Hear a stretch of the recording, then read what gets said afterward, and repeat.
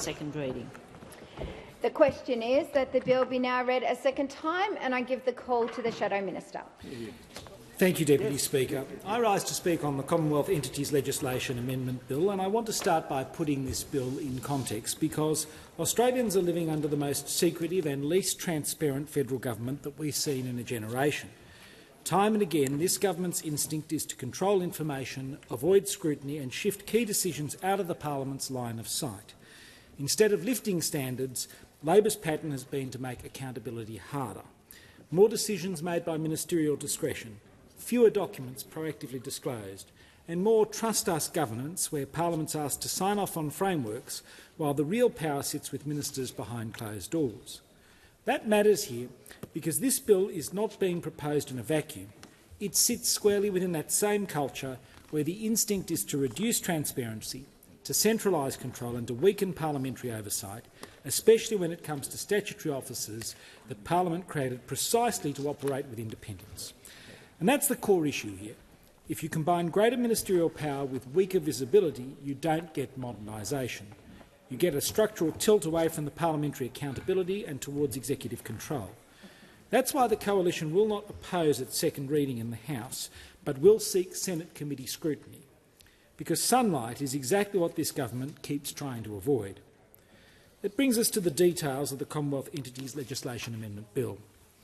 This bill is presented as a governance modernisation measure, aligning certain statutory office holders with contemporary accountability standards. It applies to 4 entities: the Australian Centre for International Agricultural Research, or ACIA, Austrade, the Australian Safeguards and Non-Proliferation Office, or ASNO, and the Office of Parliamentary Counsel. It does this by changing some maximum terms to 5 years, by expanding termination grounds to include serious misconduct and, for most roles, unsatisfactory performance, allowing ministers to set written performance standards that can be used when assessing unsatisfactory performance, introducing express suspension powers and giving the minister a new power to issue general written directions to the Office of Parliamentary Counsel. Individually, many of these elements are not unprecedented. The concern is the combined effect and what it does to the balance of power. Taken together, this bill creates a clearer executive pathway. The minister can set the standards, assess performance, suspend and ultimately terminate. In other words, the powers are transferred from being clearly set out by the Parliament to being set by the relevant minister, all without strong parliamentary oversight. A critical point is that several of these levers were deliberately placed outside strong parliamentary oversight. For example, the performance standards are not legislative instruments. They're not disallowable and they're not required to be published or tabled. And suspension decisions for most entities are not required to be tabled. So while Parliament passes the framework, the executive gains greater practical control over how key accountability thresholds are set and applied. This shifts the power away from this Parliament and towards the ministers. That's a problem in principle, because these are statutory officers created by this Parliament, often to operate with a degree of independence, and in particular the Office of Parliamentary Counsel and ASNO. So we're not opposing accountability, but the questions we need to ask are: what problem is this bill actually solving? Why only these 4 agencies?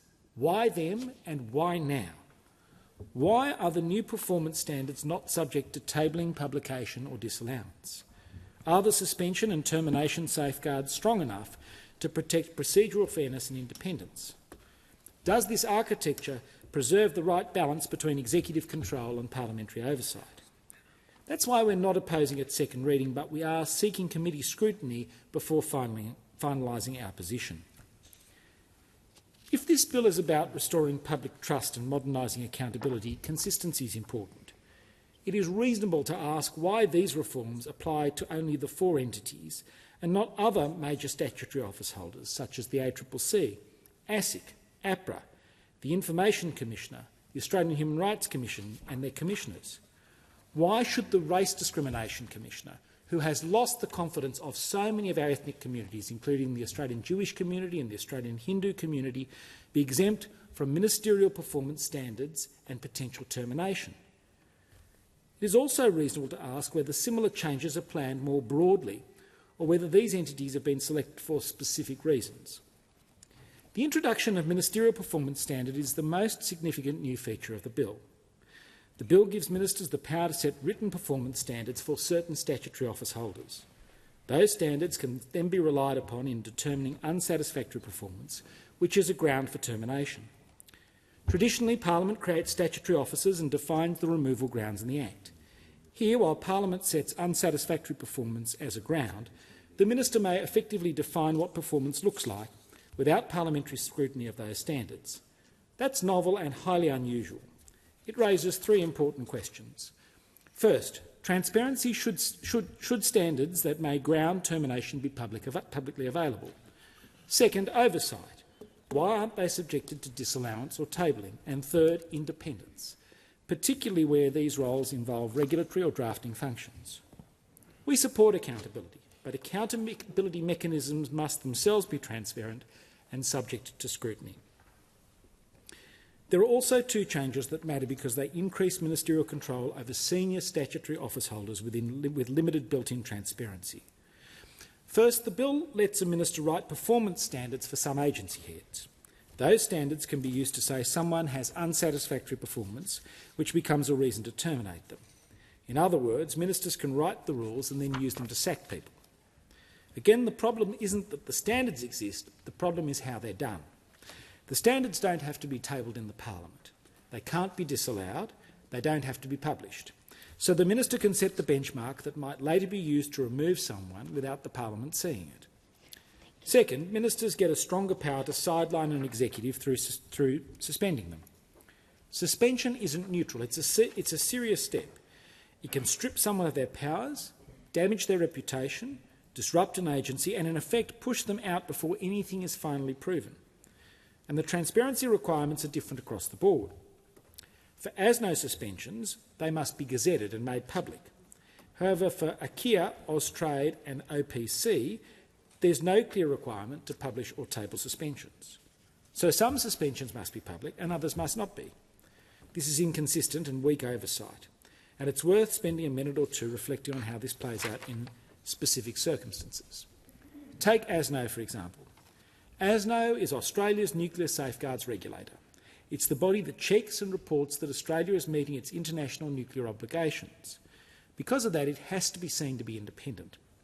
If it looks like a government can lean on the regulator, it risks damaging Australia's credibility with our international partners. The government seems to recognise this. Unlike the other agencies in the bill, it doesn't add unsatisfactory performance as a new reason that the minister could sack the director of safeguards. In plain terms, for the nuclear watchdog, they're not giving the minister quite the same performance-based sacking lever as they are for other agencies. But the bill still gives the minister new intervention tools, including an express power to suspend the director and expanded misconduct-related mechanisms.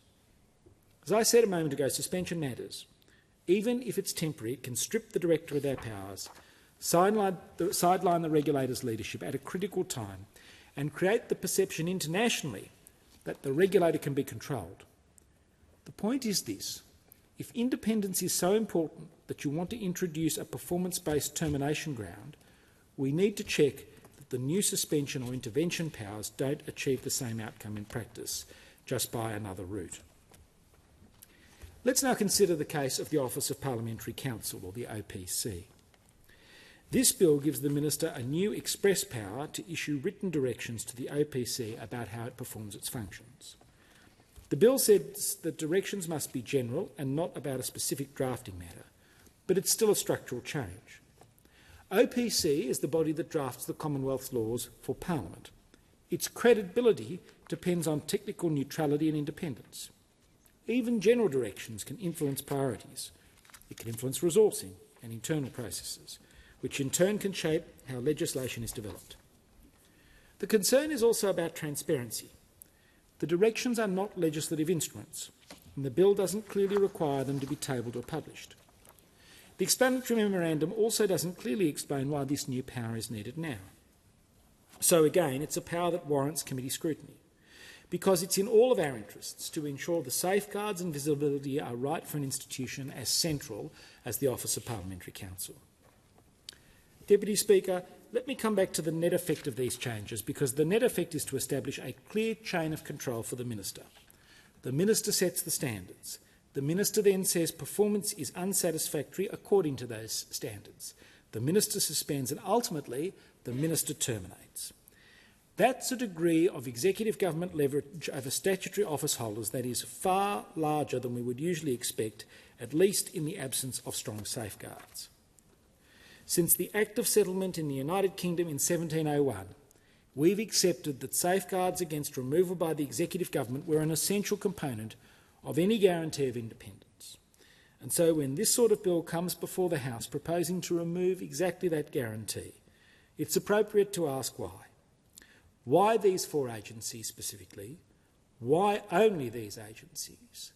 Why now? And why don't the powers set standards and suspend office holders with stronger transparency obligations? In conclusion, the coalition position is clear. We support accountability. But if ministers are going to get new powers to sideline and sack statutory office holders, Parliament should check the guardrails. That's why we want a Senate committee referral to scrutinise the design. I thank the House.